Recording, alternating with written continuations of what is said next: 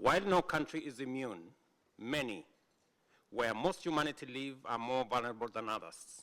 The gravity of the situation has been highlighted by the 2024 Interagency Task Force on Financing Development, which has sounded the alarm bell on a looming sustainable development crisis, driven by financing challenges that jeopardize both the SDGs and climate action. In the circumstances, the upcoming fourth International Conference on Financing for Development may be our last opportunity to make the radical changes needed to realize and realign our development priorities to meet the SDGs by 2030.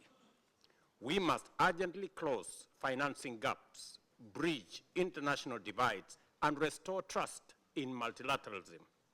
However, the current multilateral system is clearly struggling to address these immense, complex, and dynamic challenges effectively.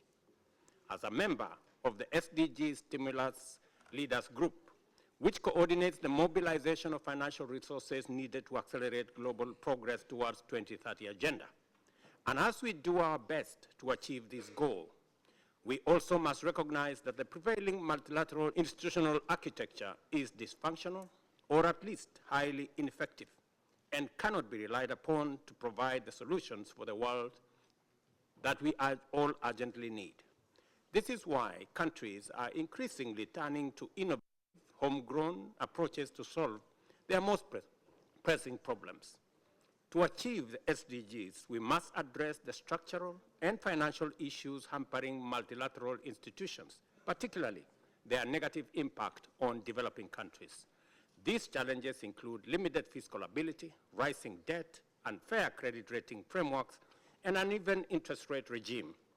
In the face of deteriorating global economic conditions worsened by relentless climate crisis, these weaknesses limit the opportunities, especially in low-income countries.